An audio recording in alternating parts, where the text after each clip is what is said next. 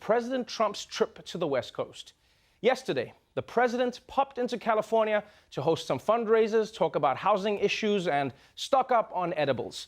But easily the highlight of his trip was getting to visit his favorite child, the border wall.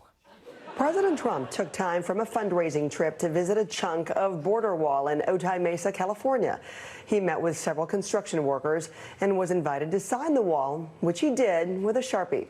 He boasted about the wall, calling it the Rolls-Royce of border barriers. It's designed to absorb heat, so it's extremely hot. The wall is, you won't be able to touch it. So if they're going to climb it, they're going to have to bring hoses and water, and we don't know where they're going to hook it up because there's not a lot of water out here. If you think you're going to cut it with a blowtorch, that doesn't work because you hit concrete. This wall can't be climbed. This is very, very hard. We had 20 mountain climbers. That's all they do. They love to climb mountains. And this was the one that was hardest to climb.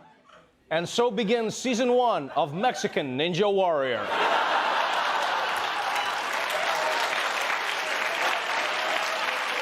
I will say, if you forget the xenophobia and all of the racism, it's pretty cute how excited Trump gets about his wall, right? He reminds me of little kids bragging about what they've built out of Lego. Have you ever seen them?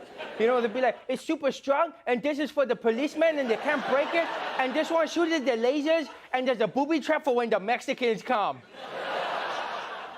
It's also funny how Trump signed the wall with a Sharpie.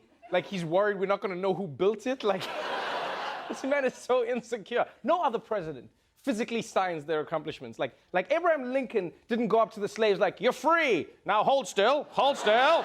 There you go. Now, the problem for Trump is that sometimes his enthusiasm actually gets him in trouble because he gets carried away and he says secrets that he's not supposed to.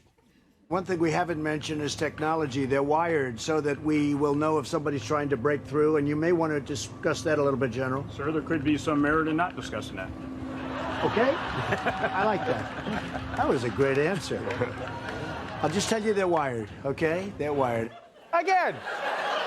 Tell me that's not adorable. Trump is so excited about the wall that people have to stop him from explaining its weaknesses. He's like, there's a door that opens. If you cut the wire right here, you cut the right wire. But we won't tell them it's the red one. We won't tell them. And kudos to that guard.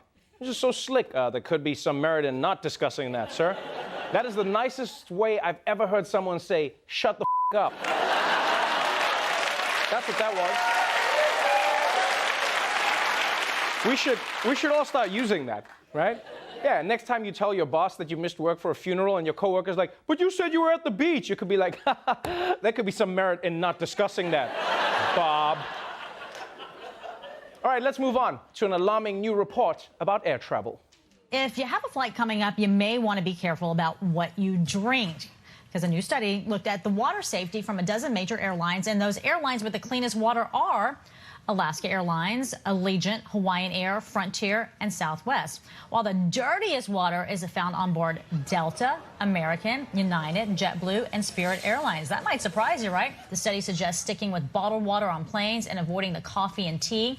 You can also use hand sanitizer instead of washing your hands in the bathroom. Yes. Turns out if you've been drinking water on a plane, your bowels may be in danger.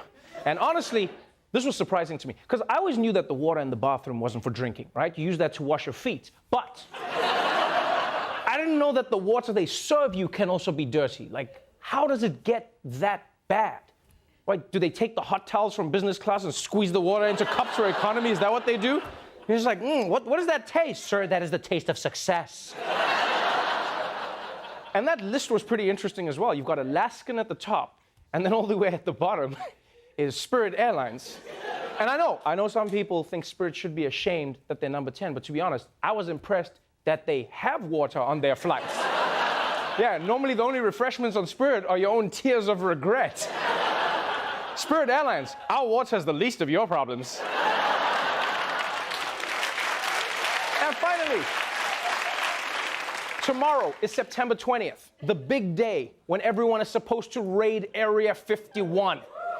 And although this thing just started out as a joke, it turns out they might actually find something. The U.S. Navy now confirms UFO videos made public by the New York Times and a UFO research group back in 2017 are the real deal. Images of that rotating thing captured by U.S. Navy aircraft. sensors locking in on the target. Commander David Fravor saw it firsthand during a training mission, describing it like a 40-foot-long tic-tac. The ability to hover over the water and then start a vertical climb from basically zero up towards about 12,000 feet and then accelerate in less than 2 seconds and disappear is something I had never seen in my life. The Navy says it still doesn't know what the objects are, and officials aren't speculating. Holy shit. I hope that's a UFO, because if it's a giant Tic Tac, that's even creepier. What, a giant Tic Tac just flying around the sky? But you guys understand what's happening here? The US government is officially confirming, that in 2017 the Navy saw a UFO. And I really hope it isn't aliens, because it would be a really bad time for them to visit Earth. Yeah, can you imagine? They'll land and be like, take us to your leader. And we'll be like, sorry, he's signing a wall right now?